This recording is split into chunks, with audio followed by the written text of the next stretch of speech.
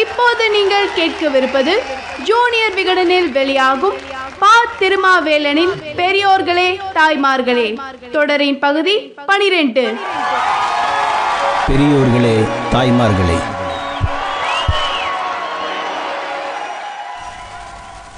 இன்று தமிழ்நாடு சட்டமன்றத்தில் 234 இருக்கைகள் இருக்கின்றன. திருவள்ளூர் முதல் கன்னியாகுமரி வரை, கடலூர் முதல் கோவை வரை உள்ள 234 தொகுதிகளில் இருந்து உங்களால் வாக்களிக்கப்பட்டவர்கள், உங்களால் தேர்ந்தெடுக்கப்பட்டவர்கள் மட்டும்தான் இதற்குள் நுழைய முடியும், உட்கார முடியும், பேச முடியும், கேள்வி கேட்க முடியும். சட்டமன்ற உறுப்பினர்களுக்கான நுழைவுச் சீட்டு உங்கள் வாக்குச்சீட்டில் மட்டுமே இருக்கிறது. எனவே எம்எல்ஏக்களுக்கு உண்மையான தலைவர்கள் ஜெயலலிதாவோ கருணாநிதியோ அல்ல, நீங்கள் மட்டும்தான். நாம் வாழும் இந்த மாநிலத்துக்கு தமிழ்நாடு என்று பெயர் சூட்டியவர் பேரறிஞர் அண்ணா. அதற்கு முன்பு இருந்த பெயர் சென்னை மாகாணம். சென்னை ராஜதானி என்று பேச்சு வழக்கில் சொல்வார்கள். அதற்கும் முன்னால் இந்த மாகாணத்துக்கு என்ன பெயர் இருந்தது தெரியுமா? புனித ஜார்ஜ் கோட்டை மாகாணம் என்றே அழைக்கப்பட்டது. 1800களில் இருக்கும் பெரும்பாலான ஆவணங்களில் புனித ஜார்ஜ் கோட்டை மாகாணம் என்றே அழைக்கப்பட்டது. புனித ஜார்ஜ் தினமான ஏப்ரல் 23ஆம் நாள் அன்று கோட்டைக்குள் ஃபோர்ட் ஹவுஸ் கட்டடம் கட்டி முடிக்கப்பட்டதால் இதற்கு புனித ஜார்ஜ் கோட்டை என்று பெயர் சூட்டப்பட்டது. கோட்டையின் பெயரால் புனித ஜார்ஜ் கோட்டை மாகாணம் என்றும் அழைக்கப்பட்டது. உள்ளே இருக்கும் புனித மேரி ஆலயத்தில் ராபர்ட் கிளைவ் திருமணமும் நடந்தது. எலிகு ஏல் திருமணமும் இங்குதான் நடந்தது.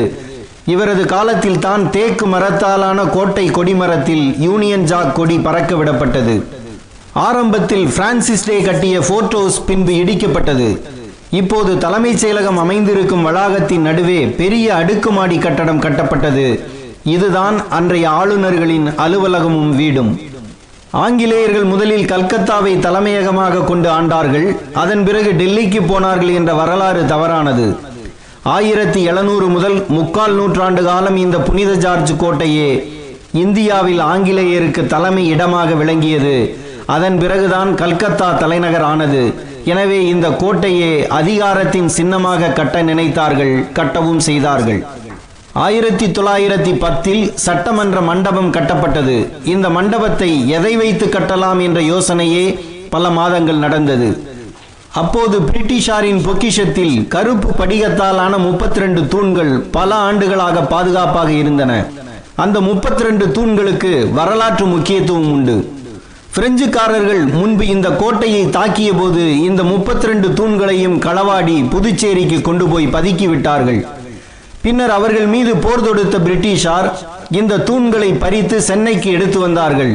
பாதுகாப்பாக வைத்திருந்தார்கள். 150 ஆண்டுகள் கழித்து அந்த தூண்களுக்கு மாபெரும் மரியாதை கிடைத்தது. சட்டமன்ற மண்டபம் கட்டப்பட்ட போது அவற்றில் 20 தூண்களை எடுத்து வந்து நிறுவினார்கள். இன்றும் அவையில் அவை இருக்கின்றன. 2 பிரிட்டிஷ்காரர்களை இந்த இடத்தில் நாம் நினைத்து பார்க்க வேண்டும். ஒருவர் மெக்காலே, இன்னொருவர் பிராட்லா. மெக்காலேவின் மூளையில் உதித்ததுதான் சட்டமன்றம் என்ற அமைப்பு. அந்த சட்டமன்றத்துக்குள் மக்களால் தேர்ந்தெடுக்கப்பட்டவர்கள்தான் செல்ல வேண்டும் என்று வலியுறுத்தியவர் பிராட்லா. உருவத்தால் ஒருவன் இந்தியனாகவும் உள்ளத்தால் இங்கிலாந்துக்காரனாகவும் இருக்க வேண்டும் என்று நினைத்து கல்வி திட்டத்தை கொண்டு வந்தவர் மெக்காலே என்பது எல்லோருக்கும் தெரியும். சட்டம் படித்தவர்களுக்கும் சட்டம் பேசுபவர்களுக்கும் தெரியும்.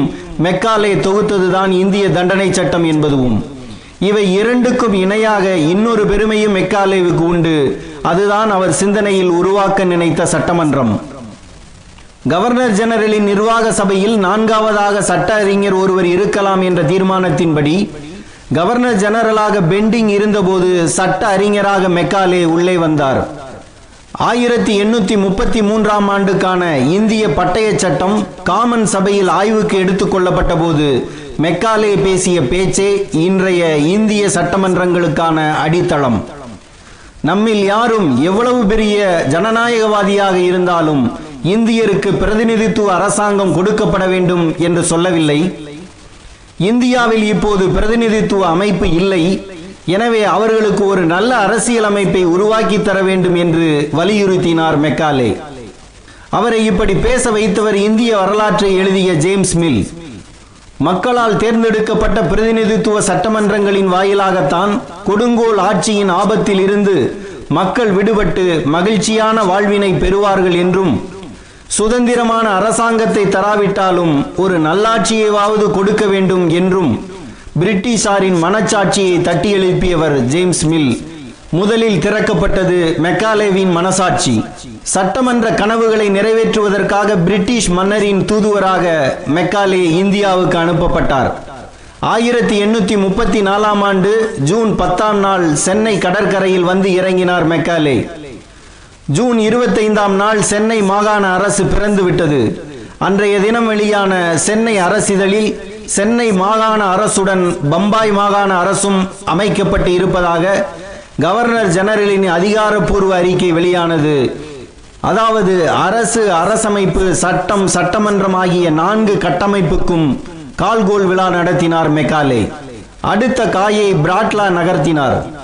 மக்களால் நேரடியாக தேர்ந்தெடுக்கப்படும் பிரதிநிதி மூலமாகவே அரசாங்கம் செயல்பட வேண்டும் என்ற சட்ட முன்வடிவை காமன் சபையில் முதலில் கொண்டு வந்தவர் சார்லஸ் பிராட்லா.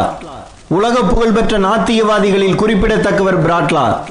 பகுத்தறிவு இயக்கம் தமிழகத்தில் வேர்பிடித்த போது இங்கர்சால், சாக்ரட்டிஸ் என்ற பெயர்களோடு பிராட்லா என்றும் குழந்தைகளுக்கு பெயர் சூட்டியிருக்கிறார் பெரியார்.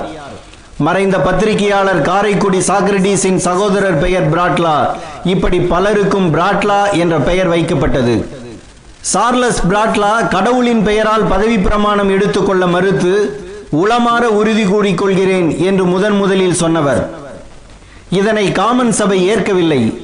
இவரும் பதவி பிரமாணம் எடுக்கவில்லை. பல நாட்கள் விவாதம் நடந்தது. மக்களால் தேர்ந்தெடுக்கப்பட்ட எனக்கு பதவி பிரமாணம் செய்து வைக்காதது உங்கள் தவறு. காமன் சபைக்கு இதனால் பாதிப்பு ஏற்படும் என்றார் பிராட்லா. இவருக்கு தண்டனை தர காமன் சபை முடிவெடுத்தது. குற்றவாளி கூண்டுக்கு அழைத்து செல்லப்படும் போதும் போக மறுத்தார் பிராட்லா. வலு கட்டாயமாக சிறையில் அடைக்கப்பட்டார். அதன் பிறகு விவகாரம் மகாராணிக்கு போனது. பிராட்லாவை விடுதலை செய்ய உத்தரவிட்டார் அவர். பிராட்லா அவரது விருப்பப்படியே உறுதிமொழி எடுத்துக்கொள்ளலாம் என்ற அனுமதியும் தரப்பட்டது. அதன் பிறகு சட்ட விதியும் திருத்தப்பட்டது. கடவுளின் பெயரால் உறுதிமொழி எடுக்க விரும்பாதவர்கள் உளமாற உறுதிமொழி எடுக்கலாம் என்ற உரிமையை வாங்கி தந்தவர் பிராட்லா. அவரது வழக்கில் தான் காமன் சபையின் முடிவில் நீதிமன்றம் தலையிடாது என்ற தீர்ப்பும் எட்டப்பட்டது. இன்று சட்டமன்ற நடவடிக்கைகளில் நீதிமன்றம் தலையிட முடியாது